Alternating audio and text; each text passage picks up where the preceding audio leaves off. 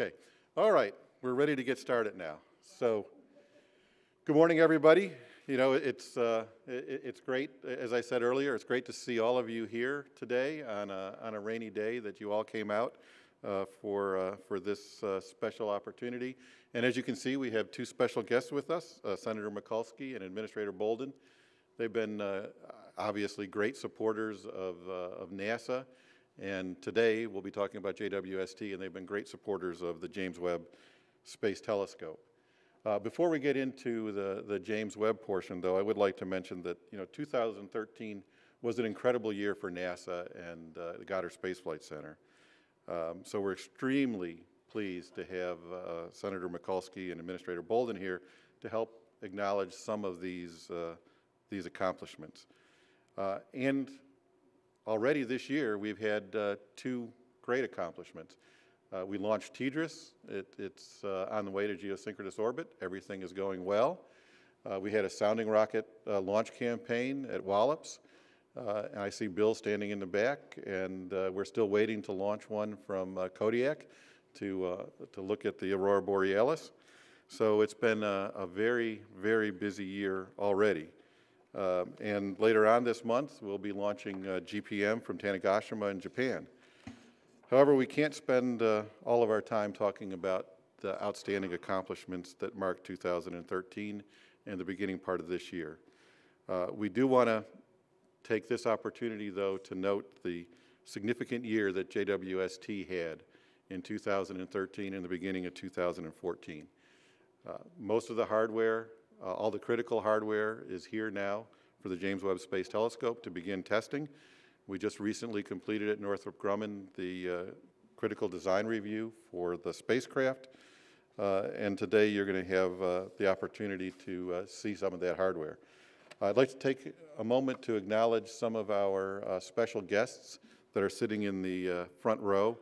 And I would ask that you hold your applause until after I've introduced everybody.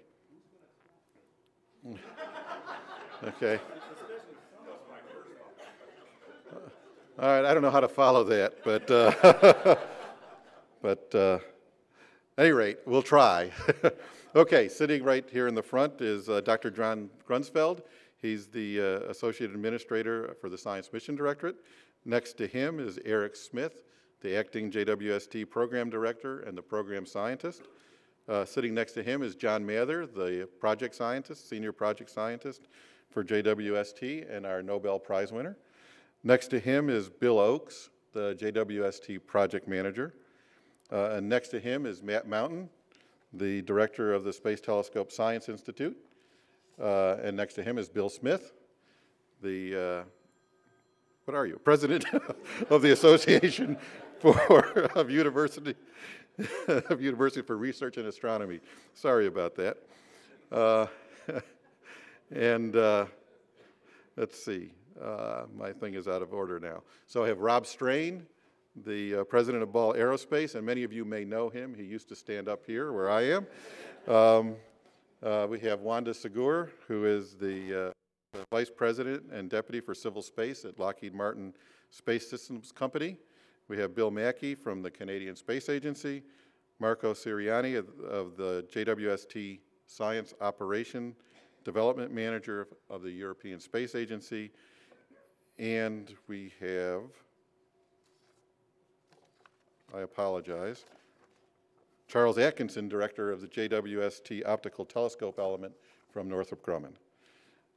So if you could give them a round of applause.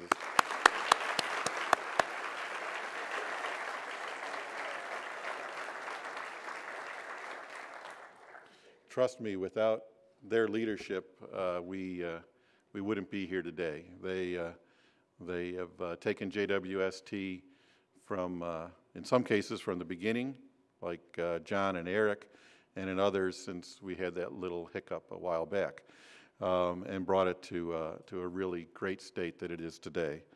So now we have a video that is going to run to give you an idea of what the James Webb Space Telescope is doing. There's no need to stand up.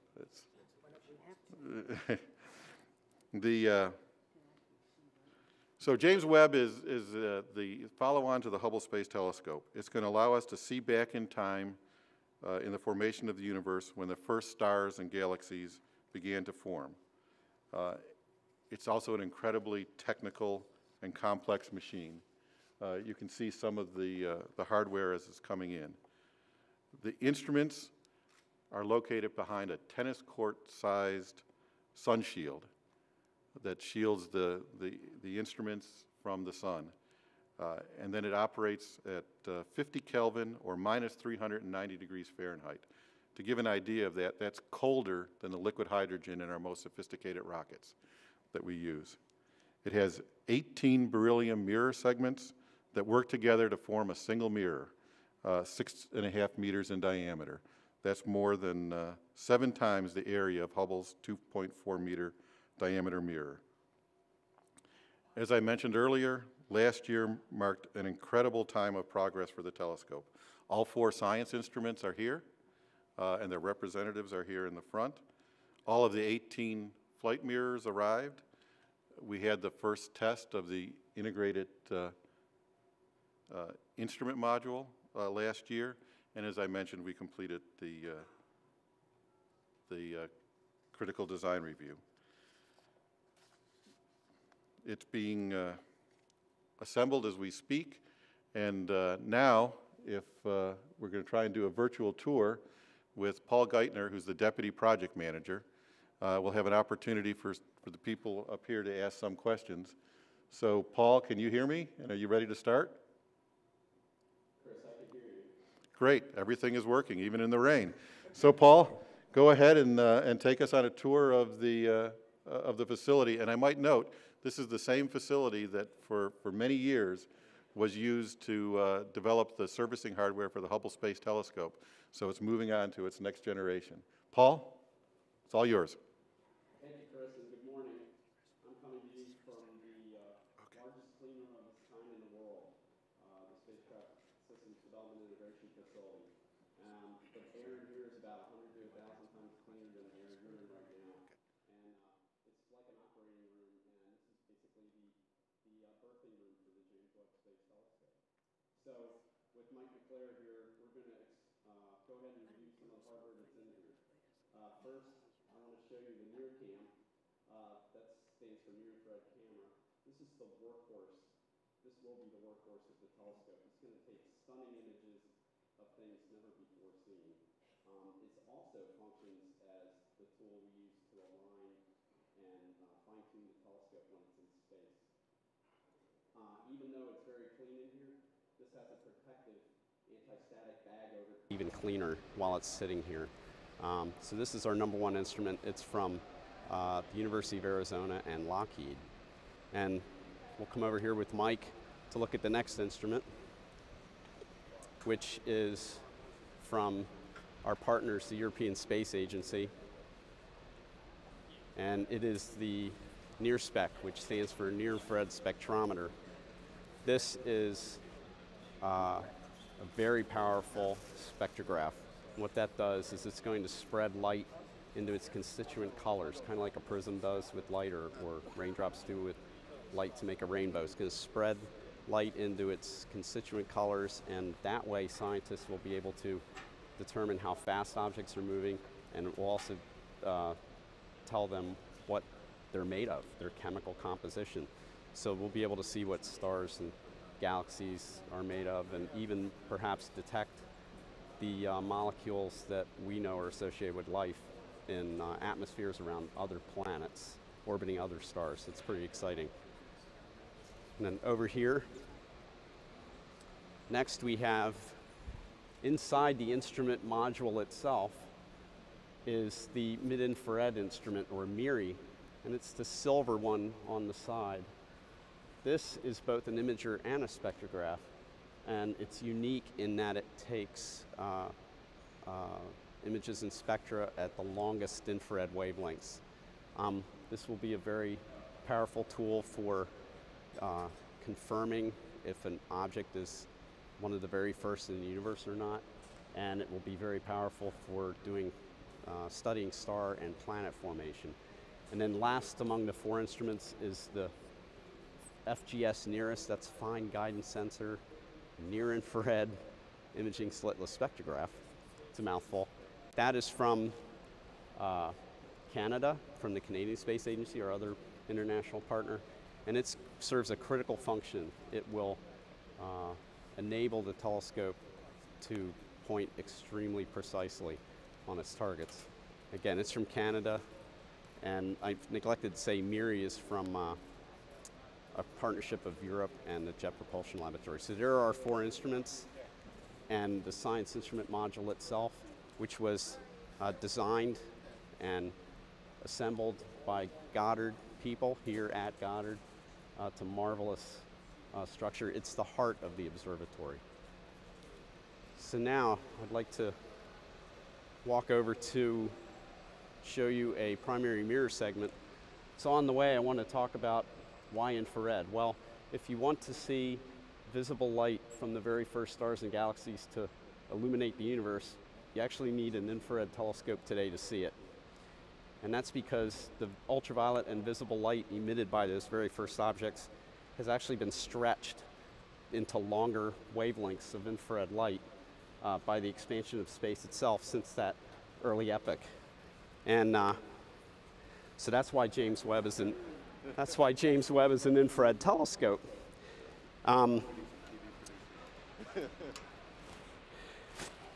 Mike's going to follow me up the stairs. So since it's infrared, infrared we can't see with our eyes, but it's heat radiation. We feel it as heat. And so for a telescope to be very sensitive, an infrared telescope to be very sensitive, it has to be extremely cold, so it's not looking at its own infrared light. So here is a mirror segment. This is one of the 18 mirror segments that will make up the primary mirror. This is the first one we made. It's a flight spare, and all the flight ones are just like it. As you can see, it's six-sided, hexagonal shaped, and it's made of beryllium, which is an extremely lightweight and stiff metal that is stable at the cryogenic temperatures that the telescope and the instruments will operate at. It's coated in gold to optimize its reflectivity in the infrared. This was made by, or the construction of these mirrors was led by Ball Aerospace under subcontract to Northrop Grumman. One thing interesting about these mirrors, this is about 1.4 meters in diameter. If you scaled this up by a factor of 2 million, so it's the same size as the continental United States, this thing's so smooth that the average altitude difference between peaks and valleys would be only about 2 inches. That's how smooth this mirror is. 18 of them make up the primary mirror. And over here is the robot arm that we will use to place all 18 segments onto the telescope structure. I'm actually standing on what we call the ambient optical assembly stand, which is a massive precision structure for assembling the telescope.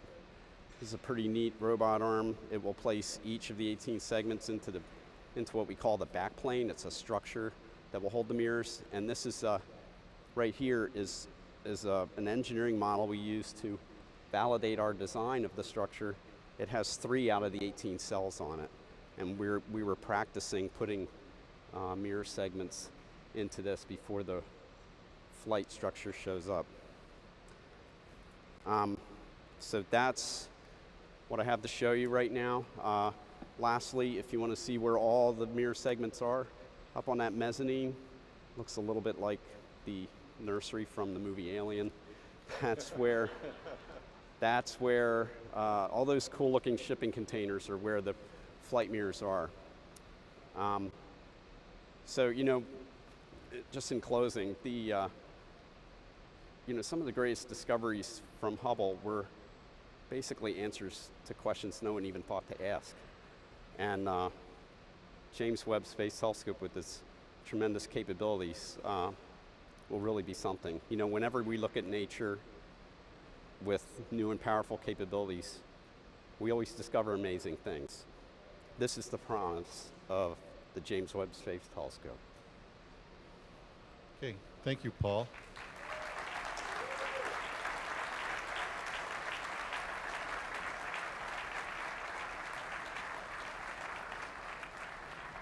You can see, hopefully you heard you got some rounding applause there for a great tour.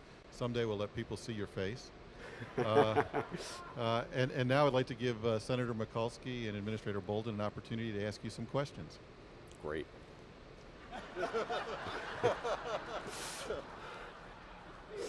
No, seriously, I'm stoked. I have to teach you when you're on microphone, Paul. I'm stoked. I'm stoked. I really am. Okay. Hey there, Paul. How are you feeling? I'm feeling you feel great. like kind of the Broncos' defensive line up there now?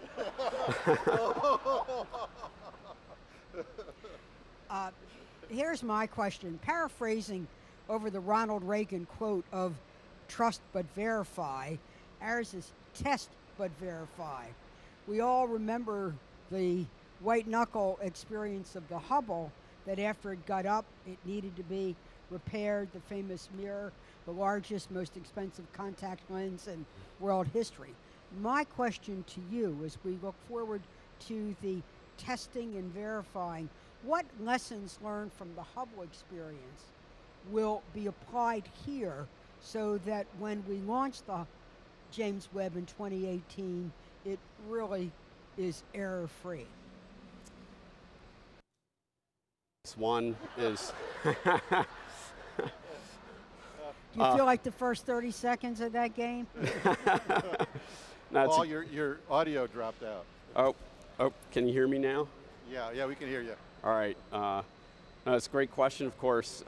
There's really two things. One is all our testing is being done completely independently from the manufacturing. So the tools we use to test the instruments, the optics, they are completely separate from the instruments that we're used to and the tools to use to build them. And that was the fatal flaw with Hubble's primary mirror, was the same tool was used to guide its polishing.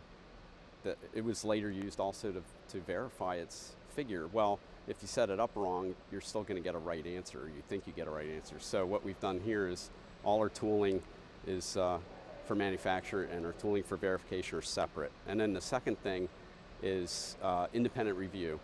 We have rigorous and expert independent review of all our testing procedures, in particular our optical work, with a panel of esteemed engineers and scientists. And that rigorous independent review was really useful. It kept us from making any mistakes. So, and then there's really one more thing, I guess, if you could add a third thing, and that's adjustability. You know, the fact that this telescope is deployable means we need to be able to adjust it so we can get it all lined up. And that adjustability that we need for deployment also will help us out in making sure that we can make the telescope line it up and make it good.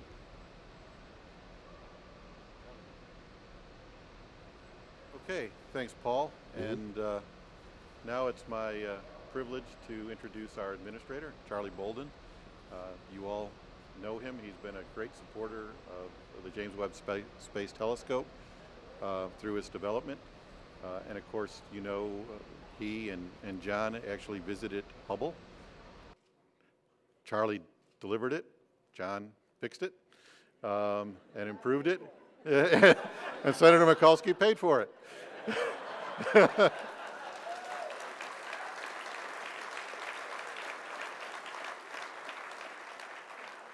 So we have the Trioca that made Hubble a great success, and of course all of you, many of you worked on Hubble as well, and now you're making JWST a great success as well. So Charlie? Thanks very much, Chris, and I will be very brief because I think everybody wants to hear from Senator Mikulski, but it is a pleasure for me to be here with Senator Mikulski this morning, particularly because it gives us an opportunity to brag, if you will, about the progress that has been made with JWST, and that is incredible progress. You know, unless you go back to the beginning of something, bad days, dark days, that Senator Mikulski sort of implied in her comments about Hubble, then you don't have a way to appreciate where you are today. And 5 years ago, Senator Mikulski and I, it was not pleasant, to put it mildly, because I had to go in and explain to her that I had not done a very good job of stewardship of the James Webb Space Telescope as the incoming NASA administrator. But I pledged to her that we would fix it. And one of the reasons, you know, that this team is here today is because of that promise we made to her. On a lighter side, Eric's sitting down here. People back at NASA headquarters are relaxing this morning that are in our morning workout group, because if Eric's not there, we're not doing T25 or any of that other crazy stuff. So it's good to be here. I really believe that, like the other great observatories that are operating today, whether you're talking about Hubble, Chandra, or Spitzer, JWST will revolutionize our understanding of the universe. And Paul talked about one thing.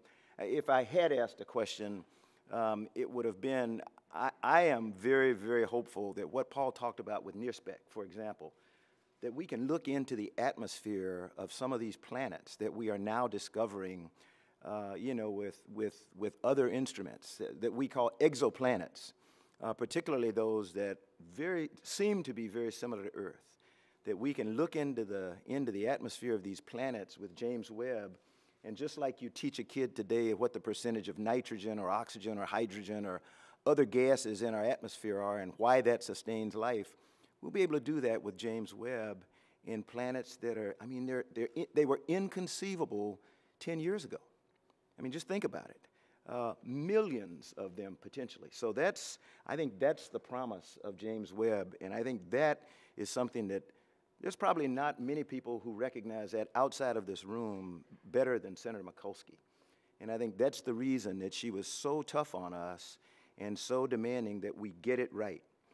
The team has worked through the early challenges, and as Chris said and Paul said, we're now delivering what we think is the best product possible. You should all be proud of the work that you continue to do, not just the work that has been done, because past is prologue. What counts from here on out is how we perform from here till we never cross the finish line, but until we get to the first products from JWST about an exoplanet. So I am really, really proud of this team and what we've done. As Chris has said, the 4 science instruments are complete. They're all here at Goddard right now, waiting for assembly. All the mirror segments are also complete and have been delivered. The backplane, and I wish I knew more about it, because that is the consummate in new technology. That was a technology that we did not have, and really without it, my understanding is James Webb would not be the instrument that we expect it will be, because we needed a stable backplane on which all these segments could sit and be adjusted the way that Paul talked about in response to your question about, you know, testing and everything else.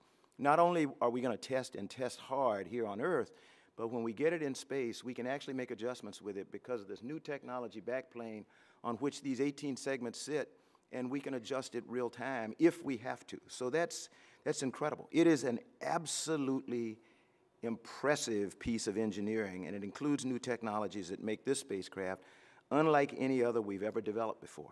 And the good news, the really good news, is that we're on track for a planned launch in 2018.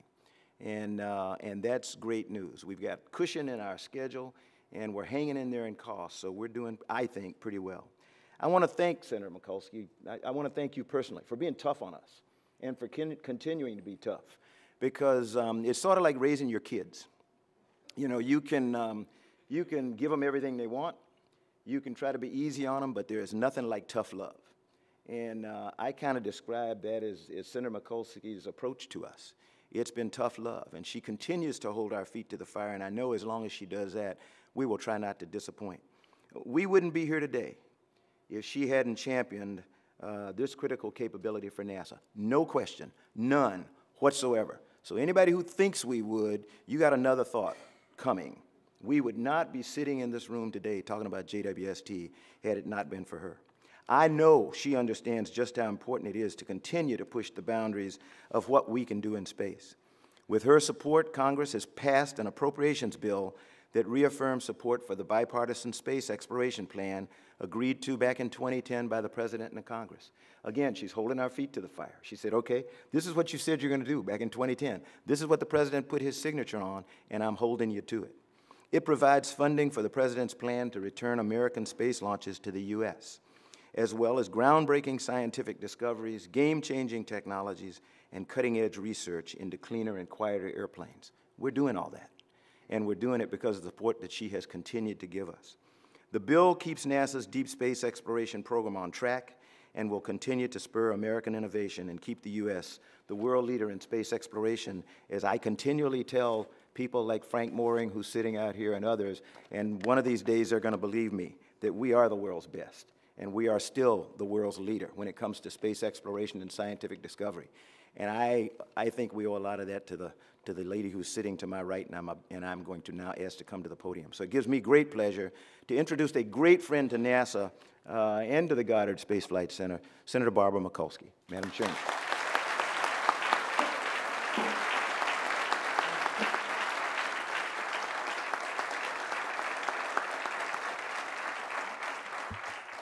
Thank you, Director Bolden and Administrator Bolden, and to all of you. First of all, I'm just glad to be back at Goddard once again and to say hello to all of the wonderful men and women who work here at NASA Goddard, the civil servants, the contractors, all of the people here, over 10,000 people, scientists, engineers, our very own in-house Nobel Prize winner.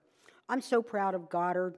Every day in every way, you lead the way in earth science, helping us understand the earth itself, its climate, and all the great science research that Goddard does. And we've had a very successful year, like at Wallops, where we've actually had an unmanned crew, an unmanned commercial vehicle go take cargo up to the space station, and our continued work with Hubble, space servicing, all the wonderful things you do. And now today, the delivery of the parts, all of the component parts, to really actually build the James Webb Telescope. I see this as kind of like Legos meets NASA in all of these parts being put together. But I have a great deal of confidence in what's going to happen here, that it will be assembled, then tested, then its major route all the way to French Guiana in 2018 for its launch. Now, Administrator Bolden has talked about how tough I am. Friends, I'm not the one that's tough on you. The Tea Party's tough on you. I've saved you from the Tea Party. My firmness in getting the right information to keep on budget line saved you. It was not me being tough. It was them seeking quick fixes to cut the budget. And James Webb Telescope, at the cost of $8 billion, was standing out there like in an orange jumpsuit, waiting to be cut because of some, really, quite frankly, the lack of stewardship and oversight at NASA.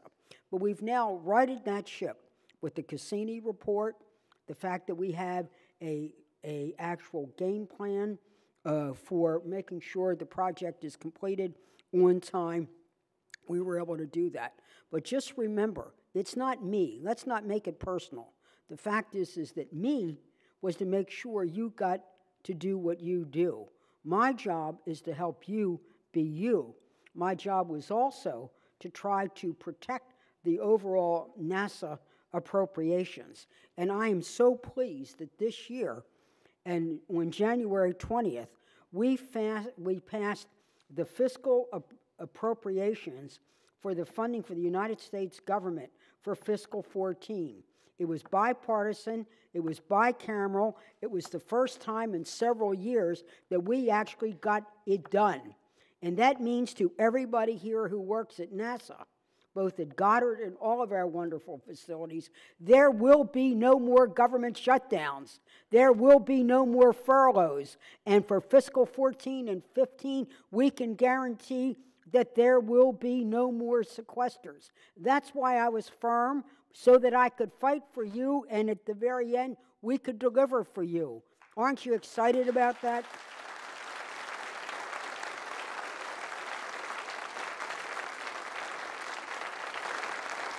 We worked together, and it wasn't easy, I can assure you that. You know, Senator Patty Murray and Paul Ryan did a great budget showing that you can compromise without capitulating on principle. Those two worked and led the way. We in Maryland had the very able help of Chris Van Hollen, who was the vice chair of the Budget Committee. They gave us the framework. They were able to cancel sequester. Then it came to appropriations. Senator Richard Shelby, another devoted advocate of America's space program, and I went to work with the House. They said it couldn't be done. We'll pass some things like defense, but the others will put into a CR, a continuing resolution that would have frozen you at 2013 post-sequester levels. That would have been a disaster, no matter how able the administration, no matter how insistent the oversight, no matter how faithful the employees, it still would have been so Spartan and so skimpy that we would not have been able to do what we needed to do. But we were able to go to work, and we did show that we could compromise on certain line items, even on certain riders. I faced 134 poison pill riders when I went into negotiation, but at the end, we were able to get it done. And what does getting it done mean?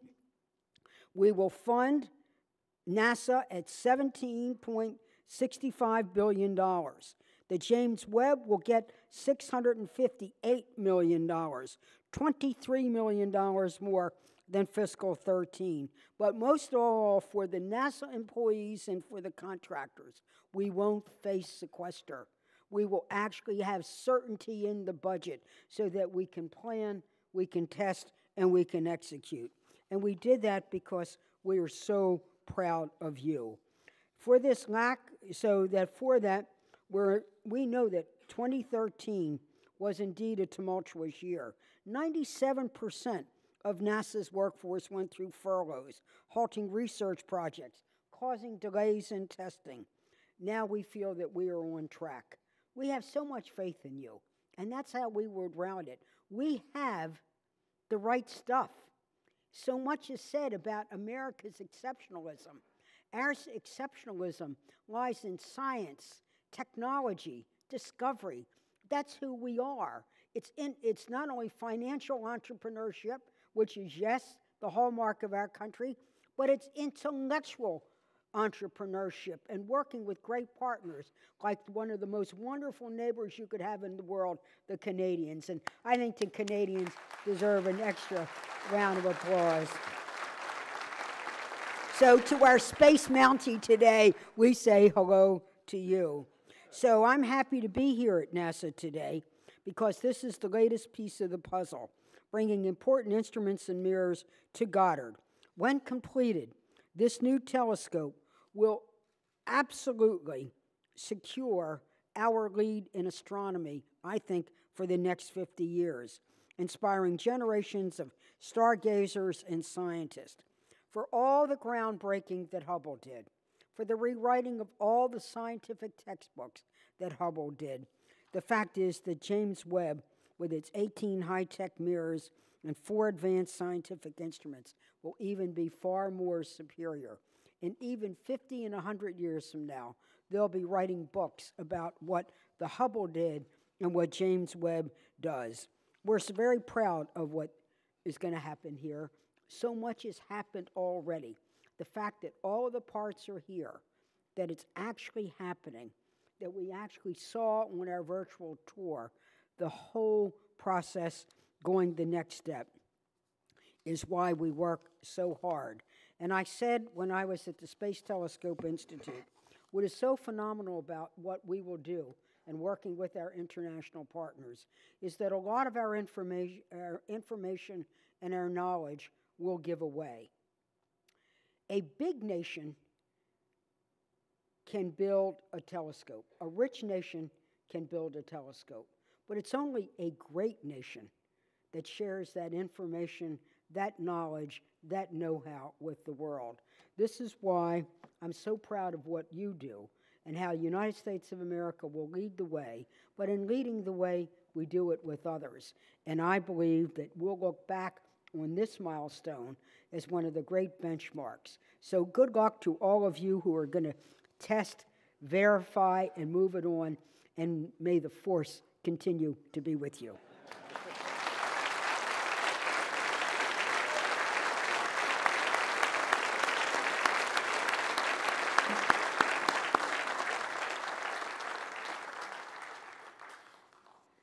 Well, you know, it's always difficult to follow Charlie, but it's impossible to follow Senator Mikulski. I'll be closing this out and give some logistics in a moment, but before I do that, I really want to thank Administrator Bolden and Senator Mikulski for being with us here today. As you can see and as you heard, we have two fantastic supporters in the highest places in government, and really we couldn't do it without them. You know, I've been in this job for 2 years, and I've been in another job for a little longer than that with Charlie, and have had the opportunity to watch, you know, how the government works and how this center works. And I have to tell you, this center is one of the best there is. I know we can build this telescope. I know we'll do a great job, and I know with the support that we have from Senator Mikulski that we have all the support that we need to make it happen if we do our job. So we'll continue to do our job, Senator, and we'll make you a great telescope, and we'll keep that centuries-long history of Hubble and add JWST to it. So now I have to do logistics, and this is where I have to read again, and I'm not very good at reading, okay? So what we're going to do is the people in the front row will come up here, and we'll do a photo op with the senator and the administrator. The press will take you into the back, and after the photo op, we'll come back and meet with you to do some opportunities there to ask questions of us. So that should take just a few minutes. So with that, thank you all very much for being here today, and go off and enjoy the day. Stay as dry as you can, and hopefully the snow doesn't come.